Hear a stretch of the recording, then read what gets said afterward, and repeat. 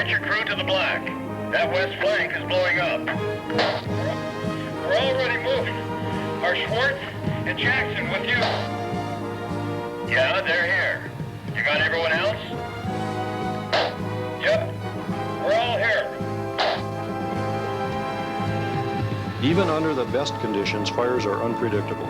Regardless of crew experience level, there may come a time when wind, weather, terrain, and countless other variables will catch you with no escape routes.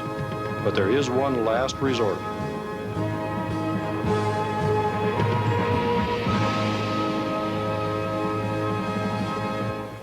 This fire jumped its control line and overran this area in less than 7 minutes. And you and your crew were caught in the middle of it. Just a hypothetical situation, but a very real possibility. Would you and your crew have survived?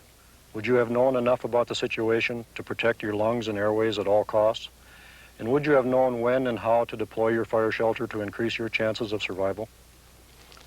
We have just two objectives with this film. First, that you fully understand that the most important thing during a fire entrapment is to protect your lungs and airways. And secondly, by watching this film and training with the fire shelter, you will know exactly what to do if you're down to your last escape route, your fire shelter.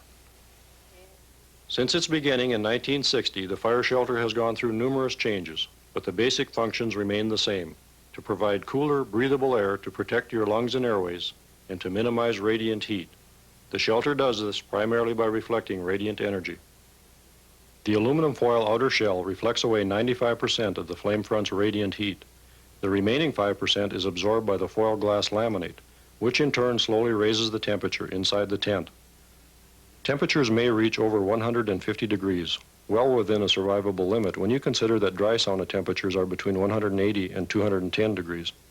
The pup tent shape lets you lie flat on the ground.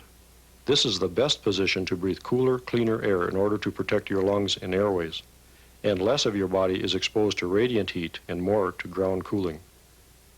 The shelter's hold-down system of straps and 6-inch wide skirt keep it from being blown away when buffeted by high winds. The skirt also prevents smoke and hot gases from entering under the shelter's edges. That's how the fire shelter is designed to protect, if you know how to use it correctly. The key to using the fire shelter successfully is knowing when to use it. If the possibility of entrapment arises, always attempt proven escape procedures first. Your immediate supervisor will have located safety areas and escape routes for you in advance. If these escape plans fail, then use the fire shelter as a last resort. It has already saved more than 30 lives, and it can save yours if you ever need it and you know how to use it properly. To deploy your shelter, there are some key points that you should remember. Step 1 is to find a deployment area. The shelter works best in light fuel, such as a grassy meadow, where the fire intensity will be low and the flame front will pass quickly. Avoid fuel that will expose your shelter to prolonged direct flame contact, because this raises the temperature inside the shelter dramatically. Try to pick areas that are natural fuel breaks, such as creek beds, rock slides, or the already burned area of the fire. Remember, fuel includes gasoline cans, supply boxes, backpacks, and any other firefighting gear. Don't deploy your shelter near any of these items. Avoid areas with heavy brush, trees with low branches, or nearby snags. Any place where there's a high concentration of fuels that will produce high temperatures for an extended period of time near your shelter. This might be a good time to mention entrapment without a shelter. Granted, this should not happen, but it has. If you're caught without a shelter, look for the same light fuel types as you would if you had a shelter. If you have time, make an extra effort to find an indentation like this that may provide cooler, more smoke-free air. Concentrate on taking short, shallow breaths through your nose to protect your airways. Once the fire is around you, there is just one thought that should dominate all your decisions. Protect your lungs and airways at all costs. Keep your nose close to the ground. You can survive third-degree burns, but rarely could you survive burnt lungs or airways. The fire shelter greatly improves your chances of surviving a fire entrapment. Without it, only two things will get you by: luck and a determination to protect your lungs and airways, no matter what. After finding an area to ride out the fire, step 2 is to deploy your fire shelter. You should deploy your shelter before clearing a spot because you don't know how fast the fire will reach you. If you open it first, you'll have it ready whenever you need it. First, remove the shelter from the case. Pull the vinyl tab and remove it. Then open it up.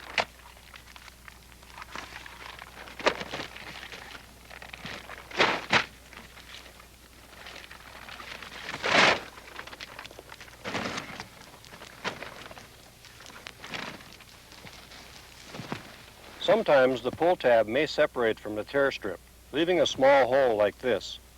Place your finger inside the hole and pull down on the tear strip. If there is no hole, use a knife or any other sharp object to open the bag.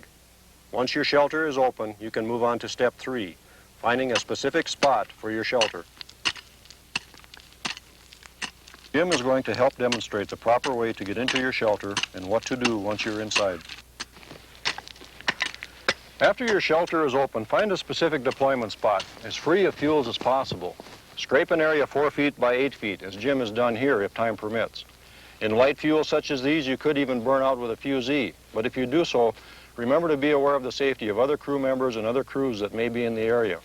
Also, it's important not to leave your shelter unattended while you are clearing your spot, as it could blow away.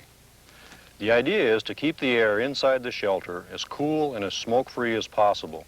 This can best be achieved by ensuring that there are no fuels either under or in close proximity to your fire shelter. Now you are ready for the last step, getting under the shelter.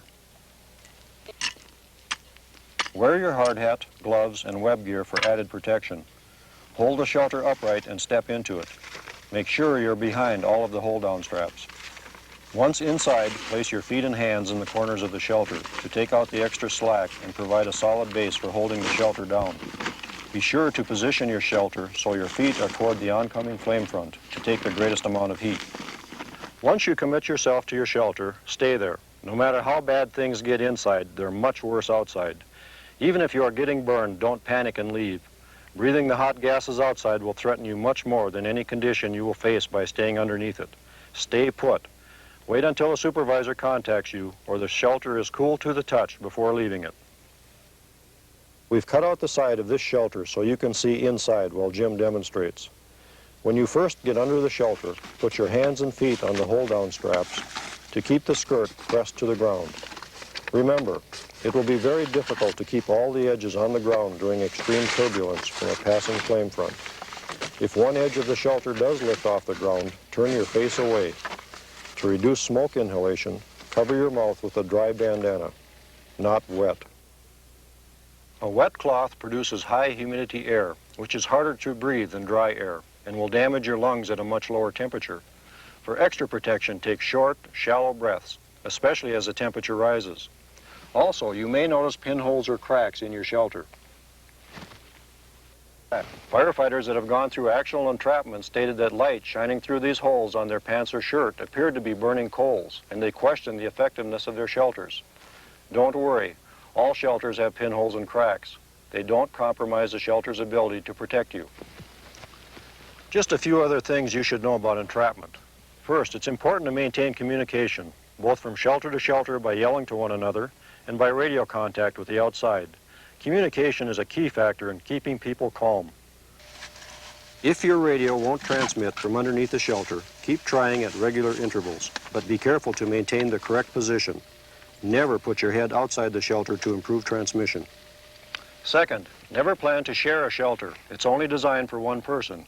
But if someone is without a shelter, then sharing is essential. Third, in a long entrapment, as the shelter continues to heat up, the cloth laminate becomes hot enough to burn you. Your hard hat, gloves, and fire clothes should protect you. Above 500 degrees, the adhesive begins to break down, and the cloth may separate from the foil shell like this. Even if it does, it usually delaminates gradually enough that it will cool off before touching you.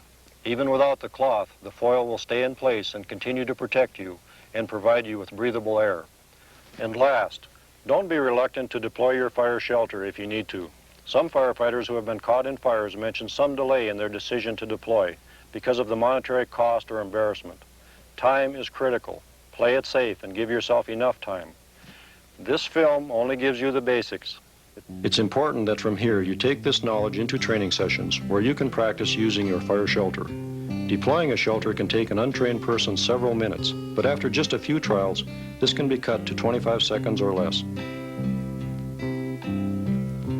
Before taking your shelter into the field, it should be inspected. First, look at the vinyl bag. You should be able to see most damage through the plastic case. Abrasion is the most common damage, leaving a gray residue inside the case.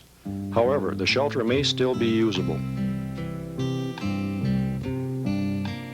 If you can't determine the condition of the shelter by looking through the vinyl bag, you can slit the bag along the bottom seam and remove the shelter to inspect it. Look for tears along folded edges, especially the sharply creased edges on the top and bottom. Also look for dents and punctures in the foil and remove any shelters with holes or tears greater than 1 inch. If the shelter is still usable, put it back in the plastic case with a signed and dated inspection tag. Reseal the case with glass tape. After you've inspected your fire shelter and okayed it for field use, there are several care and handling guidelines to follow. Keep your shelter away from sharp objects that may puncture it.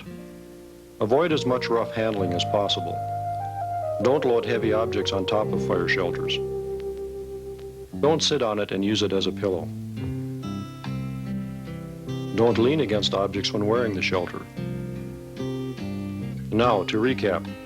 To deploy the shelter, these are the main steps. Step 1 is to find a deployment area. A natural fuel break or light flashy fuel area is best. Be careful to stay away from high concentrations of fuel and nearby snags. Step 2. Deploy your shelter before clearing an area, so your shelter is out and ready to use whenever you need it. Just yank the pull tab, take the shelter out of the vinyl bag, and open it up. Step 3. Clear an area for your fire shelter, 4 feet by 8 feet or larger if you have time. Lastly, get underneath your shelter. Once underneath your shelter, there are several things to remember. The number 1 priority throughout your entrapment is to protect your lungs and airways at all costs. Wear your hard hat, web gear, and gloves for added protection.